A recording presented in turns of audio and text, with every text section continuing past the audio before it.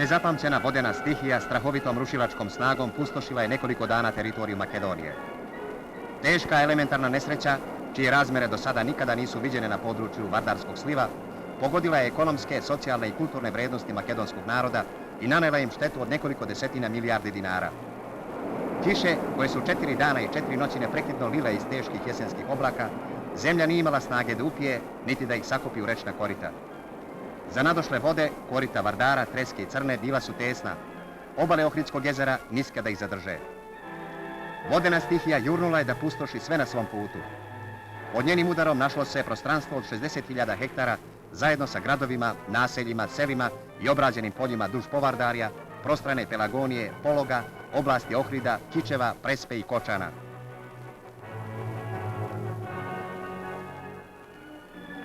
Ovo je Pelagonija. Reka Crna odnela je nasip Troj Krsti i teško oštetila melioracioni sistem čija je izgradnja bila u završnoj fazi.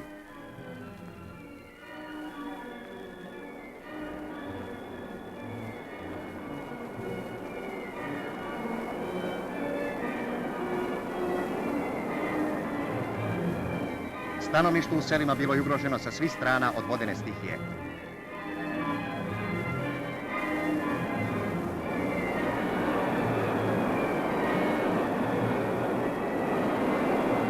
Ovdje se našlo pod vodom 30.000 hektara obradive površine, zajedno sa stotinama vagona šećerne repe, 46 bagera, nekoliko stotina kombajna, traktora, kipera i drugih poljoprivrednih mašina koje je stihija zahvatila i pokrila vodom u Pelagoniji.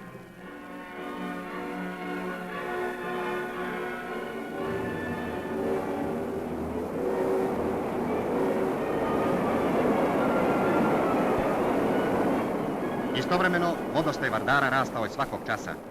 16. novembra dostigao je nivo kakav nikad dosad nije bio zabeležen, 3,5 metra iznad normale.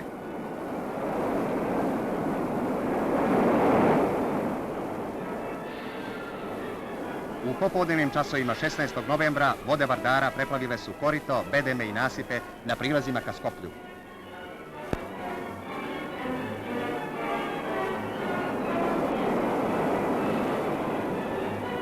Četiri mosta na Vardaru pretvorila su se u brane za nadošlu vodu. Pripadnici armije i građani raščišćavali su nanose i prepreke koje su zatvarale propuste mostova.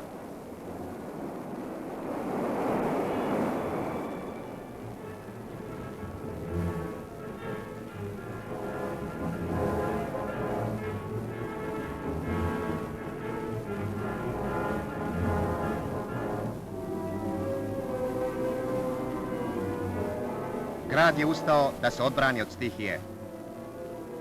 U noći između 16. i 17. novembra vode Vardara u naletima su poplavile grad. Kamera nije bila u stanju da zabeleži duge trenutke stravičnih prizora. Ovo je bio most. Narodno pozorište pod vodom.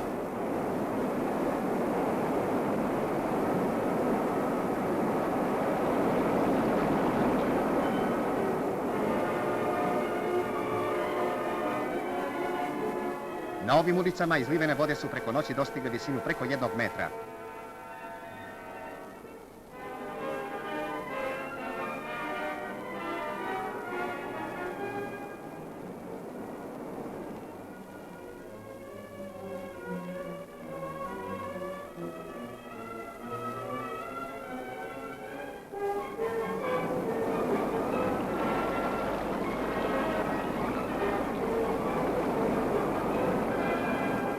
Ovo je mali deo poplavljenog pokustva koji je mogao da se spase.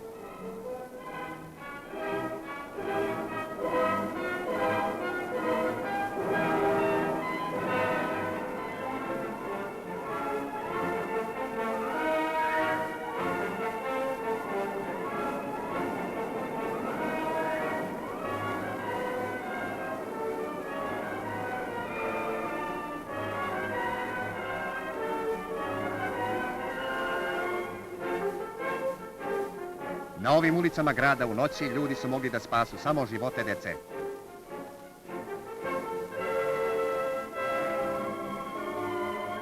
Ostalo je bilo prepušteno stihiji.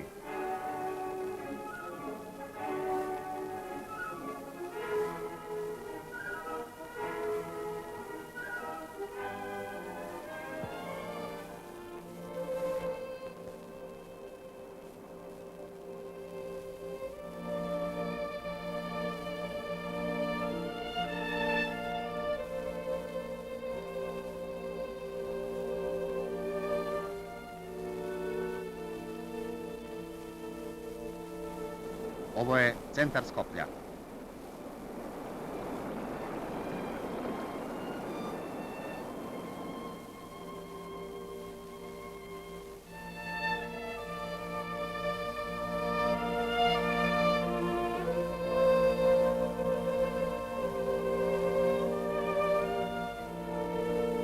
A ovo glavna pošta.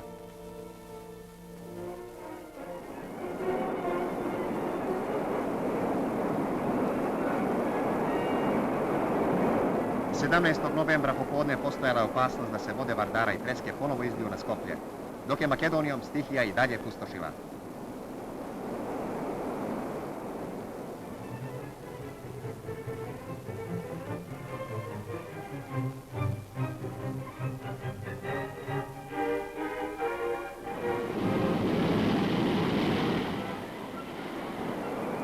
Ohridsko jezero. Izlivene vode jezera poplavile su preko 300 kuća u Ohridu. Nekoliko dana i noći desetine hiljada ljudi borili su se sa stihijom da spasu od poplave Ohrid, Strugu i susjedna naselja.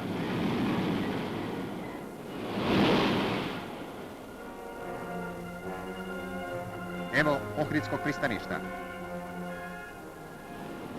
Sve više rasla je opasnost da vode Ohridskog jezera sruše zatvoreni izlaz Crnog Drima i unište branu na hidrocentrali u izgradnji Glabočica i grad Strugu. Ovo je zatvoreni Drim.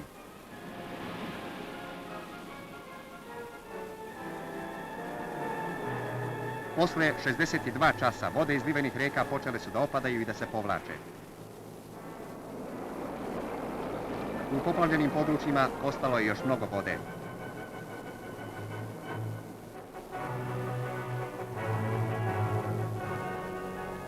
Skoplje poslije povlačenja Vardara.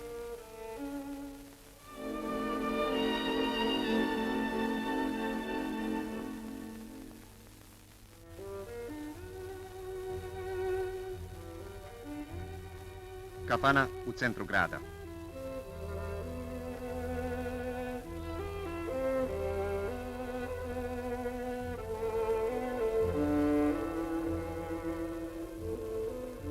Ovdje su bila ognjišta ljudi.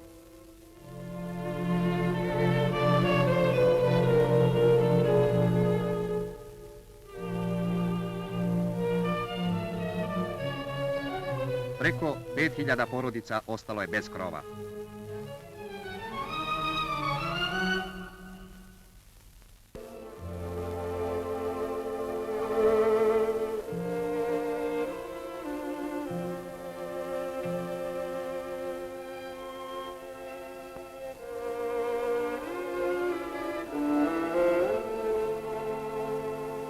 Preko 1400 kuća je porušeno, a znatno veći broj je toliko oštećen da se u njima ne može stanovati.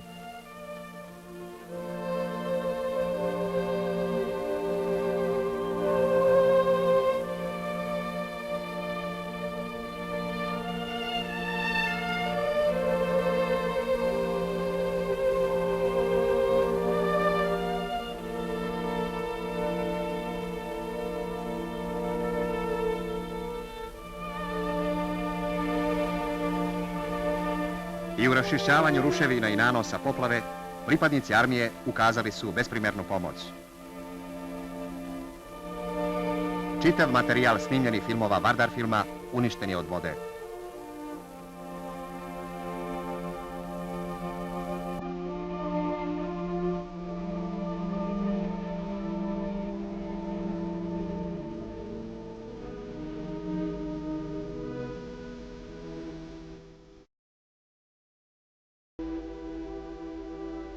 Ona ne pamti ovakav prizor Skoplja.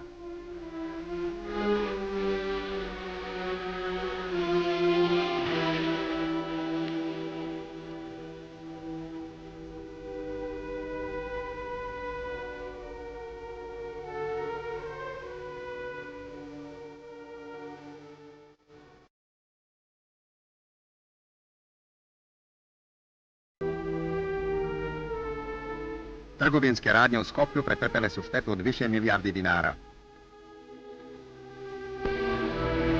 Svuda gdje je voda prošla, ostali su teški tragovi i posljedice. onesposobljene instalacije u gradovima, uništena imanja, kuće i poljoprivredne mašine, uništen dugogodišnji ljudski rad, onesposobljeni novoizgrađeni putevi, mostovi i drugi objekti, zbrisane, obrađene i zasajane oranice, zaustavljene mašine u fabrikama.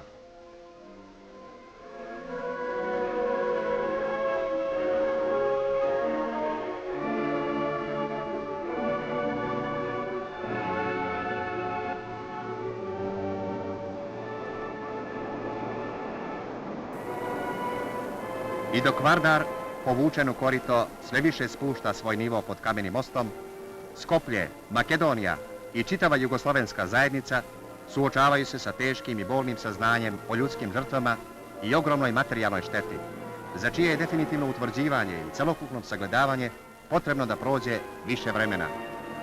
I daleko više vremena, truda, lišavanja i napora čitave naše zajednice za njihovo potpuno savlađivanje.